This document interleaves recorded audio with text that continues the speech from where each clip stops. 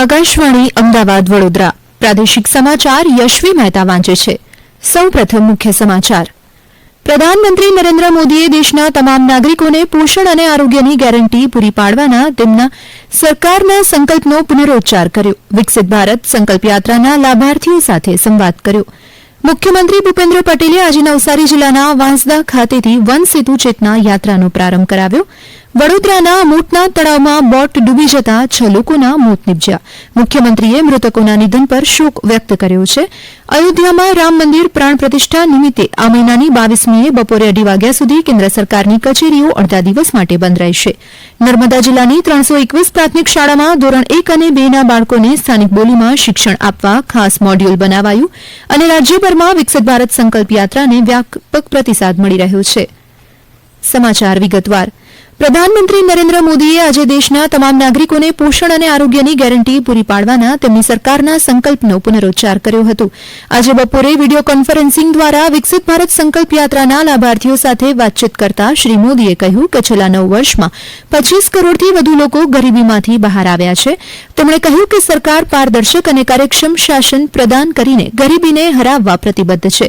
તેમણે ઉમેર્યું કે છેલ્લા 10 વર્ષમાં 4 કરોડથી વધુ લોકોને પાકું મકાન આપવામાં આવ્યું છે. પ્રધાનમંત્રી નરેન્દ્ર મોદીએ જણાવ્યું હતું કે વિકસિત ભારત સંકલ્પ યાત્રાએ 2 મહિના પૂર્ણ કર્યા છે અને સરકાર આ યાત્રા દ્વારા તેમની તમામ યોજનાઓને સંતૃપ્તિના સ્તરે લઈ જવાનું લક્ષ્યાંક ધરાવે છે. તેમણે કહ્યું આ યાત્રા આગામી મહિનામાં પણ ચાલુ રહેશે કારણ કે તેને દેશભરના લોકો તરફથી ભારે પ્રતિસાદ મળી રહ્યો છે. વિકસિત ભારત સંકલ્પ યાત્રા જન આંદોલન બની ગઈ છે અને અત્યાર સુધીમાં 15 કરોડ લોકોએ યાત્રામાં ભાગ લીધો છે. પ્રધાનમંત્રીએ કહ્યું કે 70% થી 80% પંચાયતોને વિકસિત ભારત સંકલ્પ યાત્રા દ્વારા આવરી લેવામાં આવી છે. મુખ્યમંત્રી ભૂપેન્દ્ર પટેલે આજે નવસારી જિલ્લાના વાંસદા ખાતેથી વન સેતુ ચેતના યાત્રાનો પ્રારંભ કરાવ્યો હતો.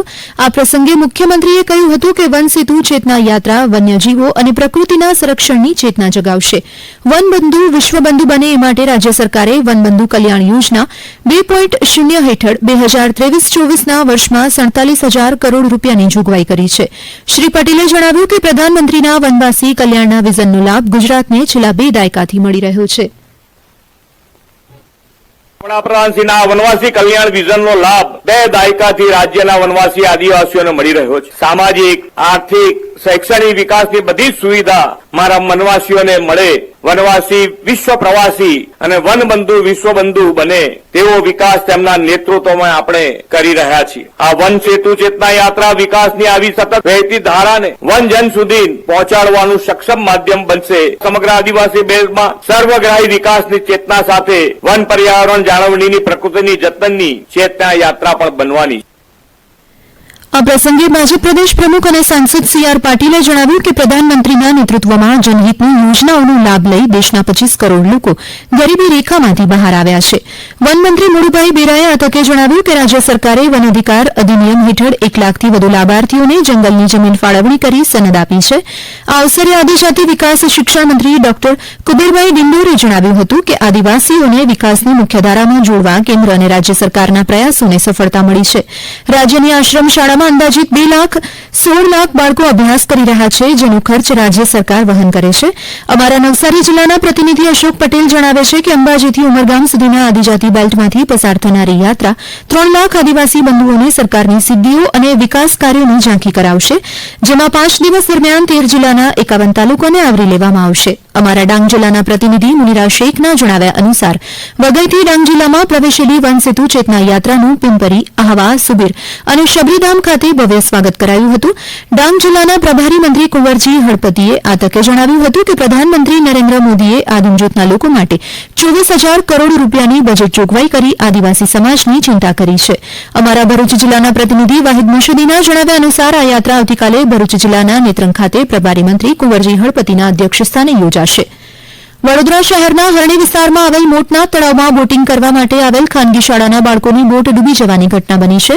આ બોટમાં કુલ 27 લોકો સવાર હતા, જેમાંથી 6 બાળકોના મોત નીપજ્યા છે અને 14 લોકોને બચાવી લેવામાં આવ્યા છે, જ્યારે અન્યની શોધખોળ ચાલુ છે. જેઓને બચાવવામાં આવ્યા છે તેમને આસપાસની ખાનગી હોસ્પિટલમાં સારવાર આપવામાં આવી રહી છે. તો આ ઘટનાને પગલે વડોદરાના પ્રભારી મંત્રી હર્ષ સંઘવી વડોદરા જવા રવાના થયા છે. એનડીઆરએફની એક ટીમ પણ વડોદરા પહોંચી ગઈ છે. આ ઉપરાંત સ્થાનિક ફાયર બ્રિગેડ સહિત કલેક્ટર તેમજ પોલીસ કમિશનર પણ ઘટના સ્થળે પહોંચ્યા છે. આ દુર્ઘટના અંગે મુખ્યમંત્રી ભૂપેન્દ્ર પટેલે દુઃખ વ્યક્ત કર્યું છે. તેમણે કહ્યું કે વડોદરાના હરણી તળાવમાં બોટ પલટી જતા બાળકોના ડૂબવાની ઘટના અત્યંત હૃદયદ્રાવક છે. જીવ ગુમાવનાર નિર્દોષ બાળકોના આત્માની શાંતિ માટે પ્રાર્થના કરી છે. દુઃખની આ ઘડીમાં તેમના પરિવારજનો પ્રત્યે આત્મીય સંવેદના વ્યક્ત કરી છે. પરમાત્મા તેમને આ દુઃખ સહન કરવાની શક્તિ આપે. તંત્ર દ્વારા આ બોટમાં સવાર વિદ્યાર્થીઓ અને શિક્ષકની બચાવ કામગીરી હાલ ચાલુમાં છે. દુર્ઘટનાનો ભોગ બનનારાને રાહત અને સારવાર તાકીદે મળે તે માટે તંત્રને સૂચના આપવામાં આવી છે. તો બીજી તરફ અમારા મહીસાગર જિલ્લાના પ્રતિનિધિ કૌશિક જોશીના જણાવ્યા અનુસાર સુજલામ સુફલામ કેનાલમાં વડા ગામ પ્રાથમિક શાળાના 2 વિદ્યાર્થીઓ ડૂબી જવાની ઘટના પણ બની હતી, જેમાંથી એકને ગામ લોકો દ્વારા બચાવી લેવામાં આવ્યું છે તો અન્યની શોધખોળ ચાલી રહી છે. આ સમાચાર આપ અમારા આકાશવાણીના અમદાવાદ વડોદરા કેન્દ્ર પરથી સાંભળી રહ્યા છો. વધુ સમાચાર આપ અમારી વેબસાઇટ newsonair.gov.in/ગુજરાતી પર વાંચી શકશો. અયોધ્યામાં રામ મંદિર પ્રાણ પ્રતિષ્ઠા નિમિત્તે આ મહિનાની 22મીએ બપોરે 2:30 વાગ્યા સુધી કેન્દ્ર સરકારની કચેરીઓ અડધા દિવસ માટે બંધ રહેશે. કેન્દ્રીય કર્મચારી વિભાગે એક આદેશમાં કહ્યું હતું કે કર્મચારીઓ ઉજવણીમાં ભાગ લઈ શકે તે માટે આ નિર્ણય લેવામાં આવ્યો છે. આ આદેશ સમગ્ર દેશમાં તમામ કેન્દ્ર સરકારની કચેરી, કેન્દ્રીય સંસ્થા અને કેન્દ્રીય ઔદ્યોગિક સંસ્થાઓને લાગુ પડશે. અયોધ્યામાં આગામી 22મીએ શ્રી રામ મંદિરનો ભવ્ય પ્રાણ પ્રતિષ્ઠા મહોત્સવ યોજાશે, જેના ભાગરૂપે દેશ સહિત રાજ્યભરમાં તડામાર તૈયારીઓ ચાલી રહી છે.